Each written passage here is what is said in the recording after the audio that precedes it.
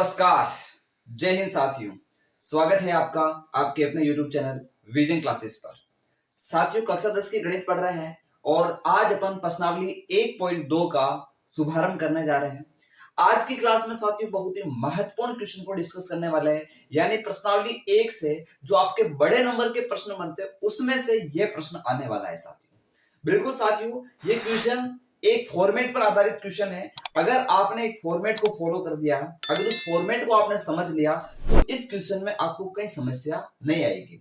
और वो क्वेश्चन है साथियों कि सिद्ध करें √5 एक अपरिमेय संख्या है। अब साथियों, √5, √3 या √2 तीनों एक ही बातें हैं। अगर एक आपने ढंग से सीख लिया तो मैं कह रहा हूं दूसरा और तीसरा करने में कोई समस्या नहीं आएगी। तो आज के सेशन में, आज की क्लास में अपन √2, √3 और √5 पर फोकस करेंगे। और आने वाली क्लास के अंदर अगर बीच में प्लस माइनस आ जाता है, कोई बटा की संख्या आ जाती है, गुणा के रूप में संख्या आ जाती है, जैसे 1/√2 आ गया, 7√5 आ गया, या फिर 3 + 2 √5 आ गया, ऐसी जो संख्याएं होती उनको अपरिमेय कैसे सिद्ध किया जाता है वो अपना पार्ट 2 के अंदर देखा जाएगा। तो आज मैं आपका पूरा डेडिकेशन चाहता हूं, आप पूरा फोकस रखें, एक एक चीज को समझने का प्रयास करें। आपको गारंटी के साथ कहता हूं कि इसके अंदर आप इस क्वेश्चन में आपको किसी प्रकार की दिक्कत नहीं आएगी, सारी चीजें क्लियर हो जाएगी, एकदम मक्खन हो जाएगा। एक ही काम करना, आप यहां पर जो मैं कराता हूं उसको ध्यान से समझ लेना, उसको अच्छे से नोट कर लेना और एक बार प्रैक्टिस जरूर कर लेना कि किस तरह से इस क्वेश्चन को डील किया जाता है। तो बिना किसी देरी के आज के सेशन की शुरुआत करते हैं और समझने का प्रयास करते हैं कि हमें क्या करना है और कैसे करना है।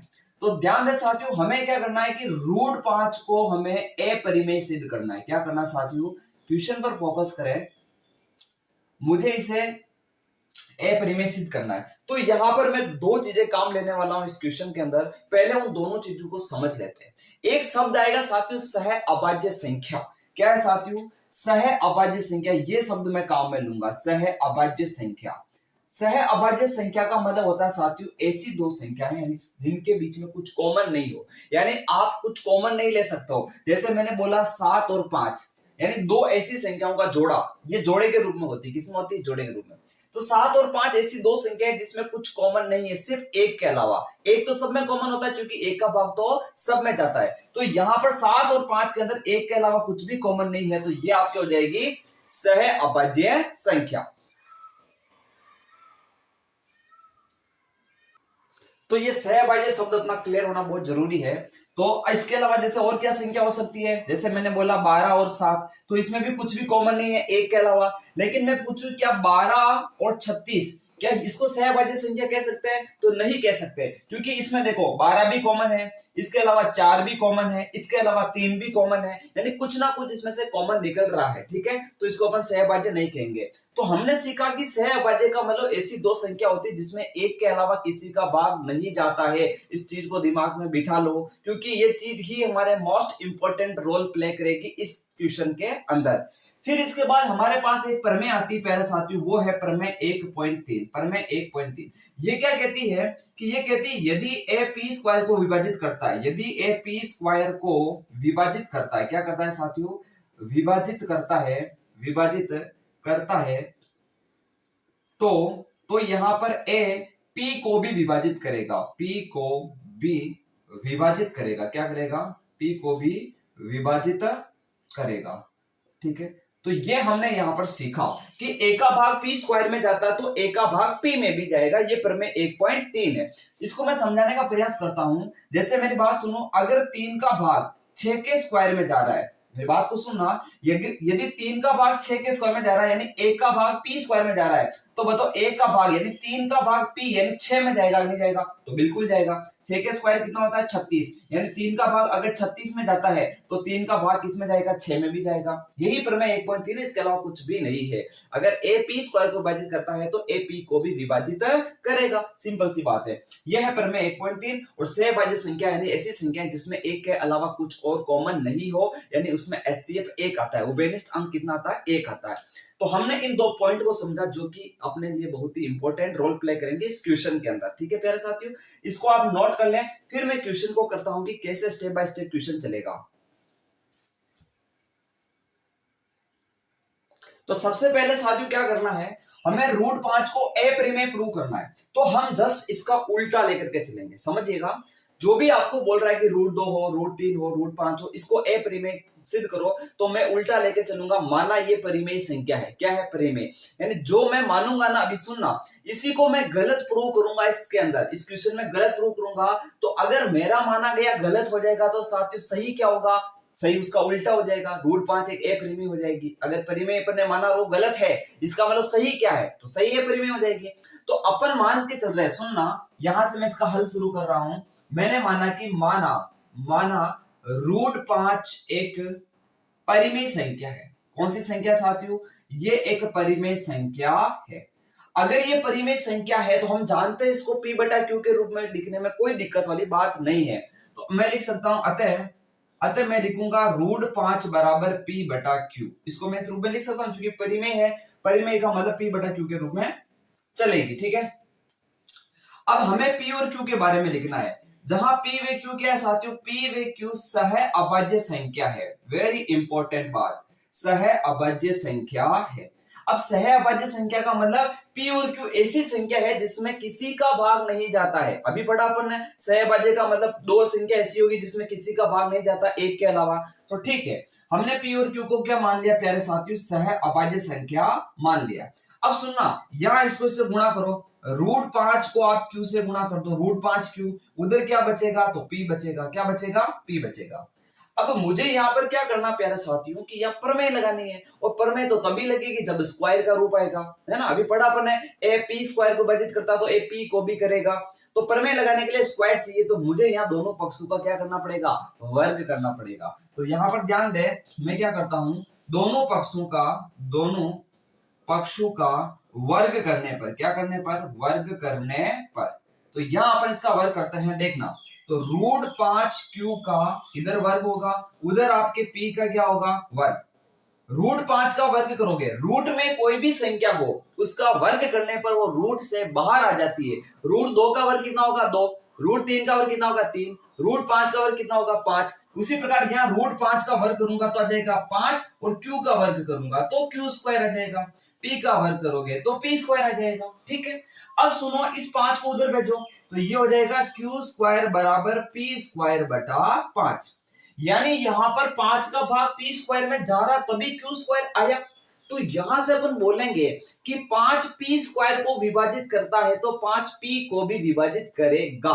ये होगी प्रमेय 1.3। तो यहां पर बात करते हैं, यहां दिख रहा है नहीं दिख रहा स्क्रीन में, ओके, इसमें नहीं दिख रहा है, यहां से मैं ऊपर आ जाता हूं।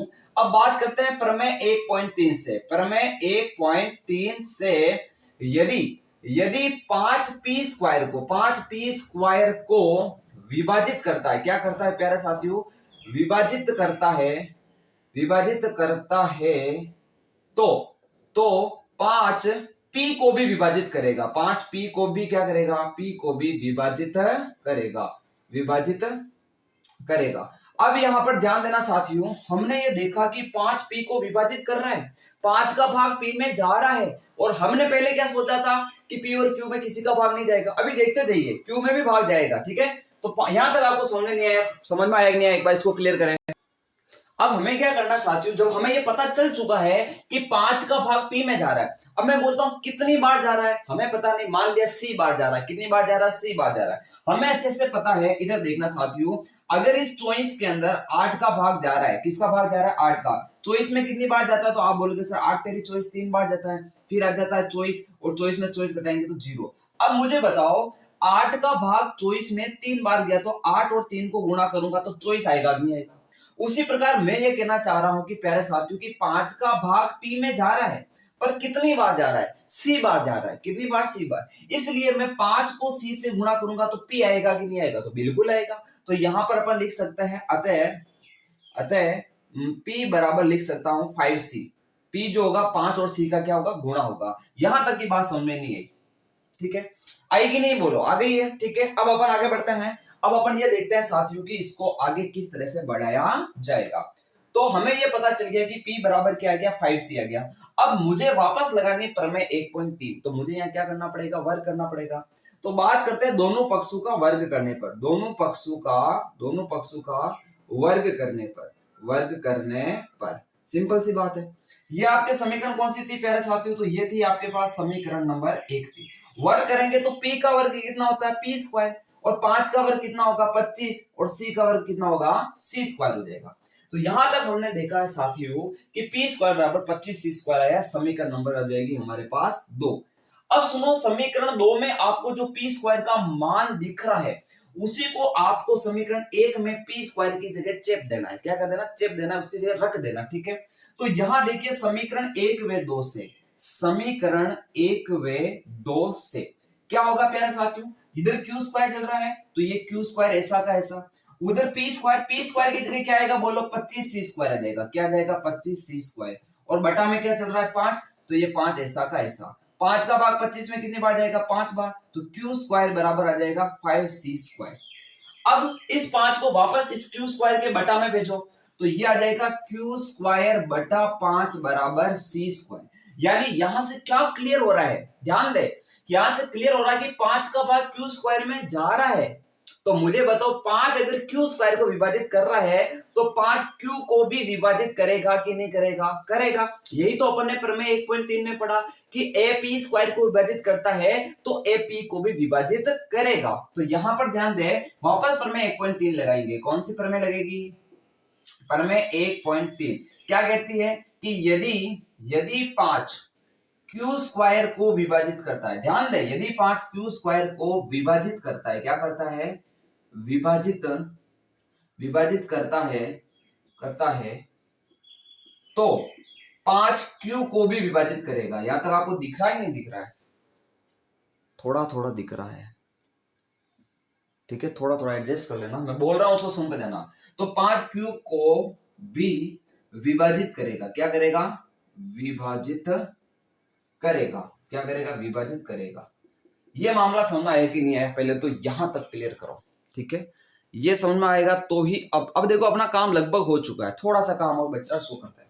एक बार वापस देखो, वापस समझाता हूं मैं इसको। ठीक है, क्या करना है? सवाल में जो दिया है उसका उल्टा लेके चलना है। मुझे अपरिमेय प्रूव करना है तो मैंने क्या माना? परिमेय। परिमेय है तो मैं इसको लिखूंगा p बटा q।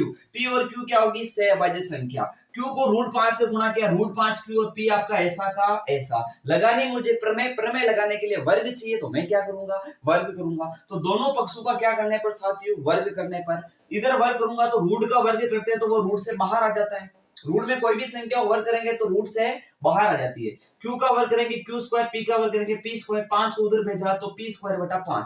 5 पी स्क्वायर को विभाजित करता है, यदि 5 पी स्क्वायर को विभाजित करता है तो 5 पी को भी करेगा। यही तो प्रमेय 1.3 है। यदि ए पी स्क्वायर को विभाजित करता है तो ए पी को भी विभाजित करेगा। ओके, अब कितनी बार कर रहा है? तो सी बार कर रहा है। मान लेते कि 5 का भाग p में c बार जा रहा, तो जितनी बार भाग देता उससे गुणा करते तो वो संख्या आ जाती है। अभी अपन ने समझा था, नहीं समझा है तो वापस देखना वो चॉइस वाला एग्जांपल।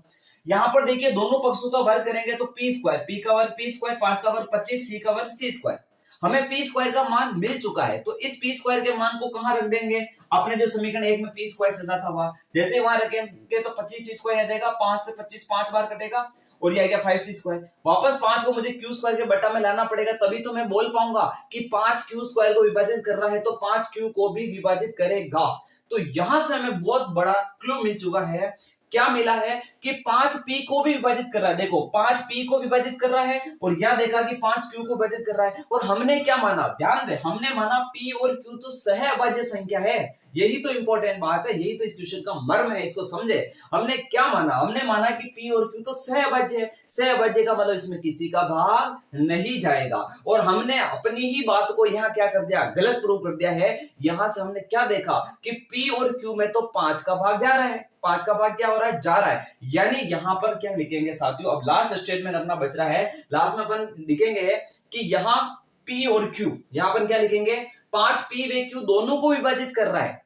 5p व q दोनों को विभाजित कर रहा है, अर्थात यहां पर एक तथ्य, यानी एक तथ्य है कि p और q सहअभाज्य संख्या, उसका विरोधाभास हो रहा है। क्या हो रहा है साथियों? विरोधाभास। किस तथ्य का? जो तथ्य अपन ने माना ना p और q सहअभाज्य संख्या, उस तथ्य का यहां पर विरोधाभास हो रहा है। इसका मतलब हमारी परिकल्पना क्या है? गलत है। हमारी परिकल्पना गलत है तो सही क्या होगा? इसका मतलब सही ये होगा कि √5 एक अपरिमेय संख्या है। इसी को हमें लिखना है अब उसको लिखते हैं ताकि क्वेश्चन अपना क्या हो जाएगा, कंप्लीट हो जाएगा।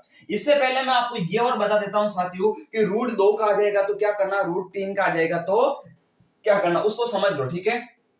केवल समझा रहा हूं मैं, लास्ट में अपन वो स्टेटमेंट लाइनें चलेगी जो मैं यहाँ पे इसको क्लियर करके लिख दूंगा। लेकिन समझे रूट 2 के लिए क्या चेंज आने वाला है, कोई चेंज नहीं आने वाला, सेम फोटो कॉपी पेस्ट चलेगा अपना सवाल। इधर देखिए, जैसे यहाँ पर रूट 5 है ना, यहाँ पर क्या आ जाएगा, रूट 2 आ जाएगा। रूट 2 एक परिमेय संख्या हो जाएगी। रूट 2 को मैं p बटा q के बराबर लिखूंगा। p q तो सहभाज्य संख्या ही चलने वाली है। ये आपका q इस रूट 2 से गुणा होगा, क्या रूट 2 q हो जाएगा। पूरा फोकस बोर्ड पे होना चाहिए तो समझ में आ जाएगा, बाकी कोई समझ में नहीं आएगा। बहुत ही आसान भाषा के अंदर आपके सामने मैंने लिख दिया है। ऐसा अगर छाप के आ जाओगे कॉपी के अंदर तो 5 नंबर 4 नंबर जो भी हो गया वो आपकी जेब के अंदर है, मुट्ठी में, ठीक है। तो ध्यान दे, तो फिर यहाँ रूट 5 की जगह रूट 2 आ गया। अब मैं यहाँ रूट 2 का स्क्वायर करूंगा तो 2 आएगा, बिल्कुल आएगा, क्योंकि रूट 5 का स्क्वायर किया तो 5। ओहो, अगर यहाँ रूट 3 आ जाएगा तो रूट 3 का स्क्वायर करेंगे तो 3 आ जाएगा। इसी प्रकार ये आ जाएगा आपके उधर, ये चला गया p स्क्वायर बटा 5 हो गया। अगर 2 चलेगा तो p स्क्वायर बटा 2, 3 चलेगा तो p स्क्वायर बटा 3। ये मैं होमवर्क दे रहा हूं आपको, रूट 2 का और रूट 3 का आपको करना है। सेम ऐसा कैसा चलेगा, नो चेंज, कोई चेंज नहीं होगा। जहां 5 है वहां 2 आ जाएगा, जहां 3 है वहां, ठीक है ना, वहां 3 होगा तो 5 की जगह 3 आ जाएगा। सिर्फ ये चेंज करना, माइनर चेंज, ठीक है। तो यहां बोलेंगे देखो, यदि 2p स्क्वायर को विभाजित करता है तो 2p को भी करेगा। 2 का भाग अगर p स्क्वायर में जा रहा है तो 2 का भाग p में भी जाएगा। तो मुझे बताओ p बराबर कितना जाएगा, 2 चल रहा तो 2c आ जाएगा, 3 चल रहा तो 3c आ जाएगा, ठीक है। इस प्रकार अपन इसको डेली इसको आपके क्वेश्चन को करेंगे, ठीक है। तो फाइनली ये आपको क्वेश्चन समझ में आया नहीं आया, ये आप कमेंट बॉक्स के अंदर जरूर लिखना किस तरह का आपको ये पैटर्न लगा है, ठीक है। सारी चीज कमेंट बॉक्स में लिखे, ठीक है। अब इसके बाद जो इसके लास्ट की जो लाइनें हैं हिंदी वाली, उसको मैं बहुत ही आसान भाषा में आपके लिए लिख देता हूं, तब तक आप इसको अच्छे से नोट कर लो। और वो जो लाइनें होगी सभी क्वेश्चन में सेम चलेगी, ठीक है। और मैं बता दूंगा कि रूट 3 के लिए कैसे चेंज होती है, रूट 2 के लिए कैसे होती है। तो आप फटाफट नोट करेंगे, आगे बढ़ेंगे फिर। तो देखिए साथियों, लाइनें मैंने आपके लिए लिख दी है इस प्रकार से लाइनें कि देखो, जो हमने यहाँ फील किया वही मैंने यहाँ पर आसान भाषा में लिख दिया। हमने क्या देखा कि 5p व q दोनों को विभाजित कर रहा है, बिल्कुल कर रहा है। देखो 5 का भाग p में भी जा रहा है और 5 का भाग आपका q में भी जा रहा है। तो 5p व q दोनों को विभाजित कर रहा है, तो बताओ p और q सहभागी हुई क्या, नहीं हुई। इसका मतलब क्या हुआ, अतः तथ्य कौन सा, एक फैक्ट है कि p और q सहभाज्य संख्या है, उसका यहाँ क्या हो रहा है, विरोधाभास हो रहा है, उसका विरोध हो रहा है। हमने तो p और q को सहभाज्य माना, लेकिन यहाँ 5p और q दोनों को विभाजित कर रहा है, तो उसका क्या हो रहा है, यहाँ पर विरोध हो रहा है, कॉन्ट्राडिक्शन हो रहा है। क्या हो रहा है, कॉन्ट्राडिक्शन। अर्थात हमारी परिकल्पना गलत है, यानी हमने जो परिकल्पना करी है p q सहभाज्य है या फिर p q या फिर रूट 5 एक परिमेय है, वो क्या हो गई है, गलत हो गई। अगर वो गलत होगी तो हम लिखेंगे अतः रूट 5 क्या हो जाएगी, एक अपरिमेय संख्या हो जाएगी। इतनी सी बात आपको लिखनी है, ठीक है। अब रूट 2 का आएगा तो क्या लिखोगे, तो लास्ट में आ जाएगा, याद देखो 2p व q दोनों को विभाजित कर रहा है, तो फिर लिख देंगे अतः रूट 2 एक अपरिमेय संख्या है। रूट 3 का आ जाएगा, 3p व q दोनों को विभाजित कर रहा है, तो इसका मतलब रूट 3 क्या हो जाएगी, एक अपरिमेय संख्या होती है। हलवा पूरी क्वेश्चन है, मक्खन क्वेश्चन है, इसके अलावा इसमें कुछ भी नहीं है। तो प्यारे साथियों, आज का सेशन अपना यहाँ तक रहेगा। कल अपन आने वाली क्लास के अंदर प्लस माइनस बटा रूट वाली सारी संख्याओं को अपरिमेय संख्या सिद्ध करना सीखेंगे। तो आज का सेशन कैसा लगा कमेंट बॉक्स के अंदर जरूर लिखे। अच्छा लगा तो लाइक करें, इसको आगे से आगे इसको क्या करें, शेयर करें, ठीक है। बाकी अंत में इतना ही कहूंगा साथियों कि इंतजार रहे आपको उस क्लास का जो भी शानदार और जानदार होने वाली है। जय हिंद, जय भारत।